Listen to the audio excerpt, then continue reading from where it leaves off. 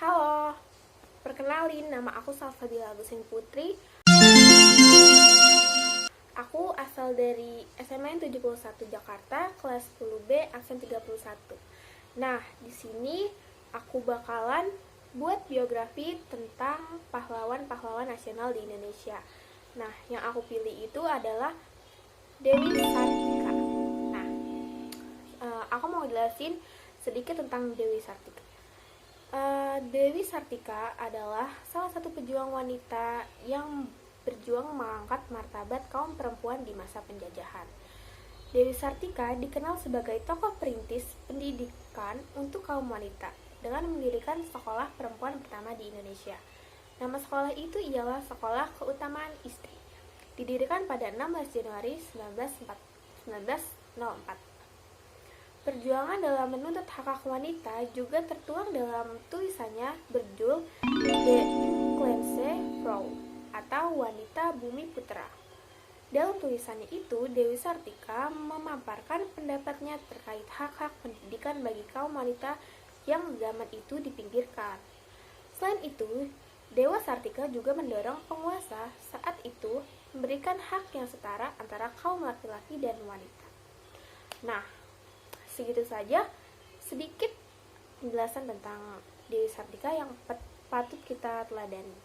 Nah, selanjutnya aku bakalan cari biografi lengkap tentang Dewi Sartika. Nah, jadi aku menggunakan laptop untuk mencari informasi-informasi Dewi Sartika.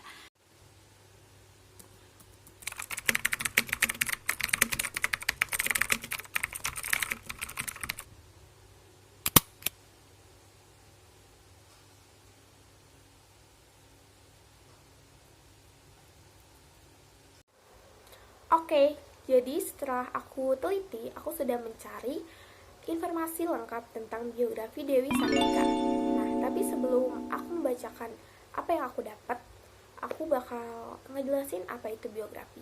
Biografi adalah karya sastra yang berisikan riwayat hidup seorang tokoh yang dianggap penting oleh masyarakat tertentu. Tentu ya, karena dia itu pahlawan. Nah, penulisan biografi umumnya untuk menyampaikan sesuatu hal yang sifatnya istimewa oleh seorang tokoh. Nah, jadi ya intinya itu biografi itu berisi tentang sejarah dan masa lampau, juga cerita-cerita yang penting ya. Nah, Dewi Sartika dilahirkan dari keluarga priayi Sunda, Nyi Raden Raja Permas dengan Raden Somanegara. Meskipun bertentangan dengan adat waktu itu, ayah ibunya bersikukuh menyekolahkan Dewi Sartika di sekolah Belanda. Setelah ayahnya wafat, Dewi Sartika diasuh oleh pamannya atau kakak dari ibunya, yang menjadi patih Cicalengka. Oleh pamannya itu, ia mendapatkan pengetahuan mengenai kebudayaan Sunda. Sementara, wawasan kebudayaan Barat didapatkan dari seorang nyonya asisten residen berkebangsaan Belanda. Nah, sedari kecil, Dewi Sartika sudah menunjukkan bakat pendidik dan kegigihan untuk meraih kemajuan. Sambil bermain di belakang gedung kepatihan, ia sering memperagakan praktik di sekolah. Belajar baca tulis, belajar bahasa Belanda kepada anak-anak pembantu di kepatihan.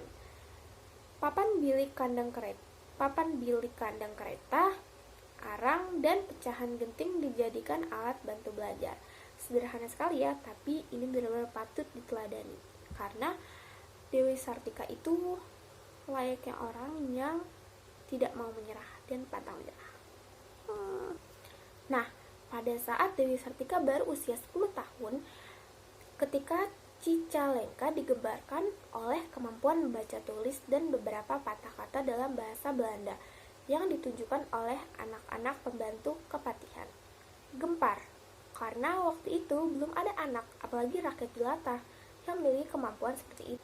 Pada tahun 1906, Dewi Sartika menikah dengan Raden Kanduruan Agah Suryawinata.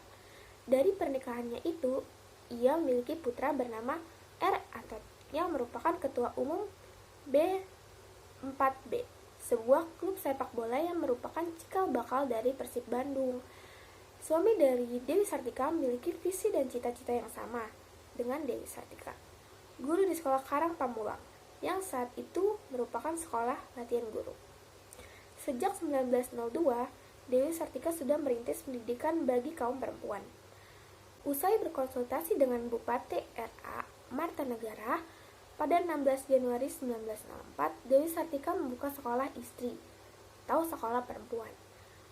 Nah, sekolah ini adalah sekolah pertama se-Hindia Belanda. Tenaga pengajarnya ada 3 orang, yaitu Dewi Sartika dan dibantu 2 saudara misannya, yaitu Nyonya Perwa dan Nyoy Owit. Murid-murid angkatan pertamanya terdiri dari 20 orang, menggunakan ruangan pendopo Kabupaten Bandung. Berikutnya, di beberapa wilayah Pasundaan bermunculan banyak sekali sekolah istri, terutama yang dikelola oleh perempuan-perempuan Sunda yang memiliki cita-cita yang sama dengan Dewi Sartika. Wah, dari sini orang-orang sudah mulai meneladani bagaimana cara Dewi Sartika memajukan perempuan. Nah, lalu pada tahun 1912 sudah berdiri 9 sekolah istri di kota-kota kabupaten, atau setengah dari seluruh kota kabupaten Pasundaan. Bulan September 1929, Dewi Sartika mengadakan peringatan pendirian sekolahnya yang telah berumur 25 tahun, yang kemudian berganti nama menjadi Sekolah Raden Dewi. Atas jasanya dalam bidang ini, Dewi Sartika dianugerahi bintang jasa oleh pemerintah Hindia Belanda. Dewi Sartika meninggal 11 September 1947 di Tasikmalaya dan dimakamkan dengan suatu upacara pemakaman sederhana di pemakaman Cigadong, Desa Rahayu, Kecamatan Cineam.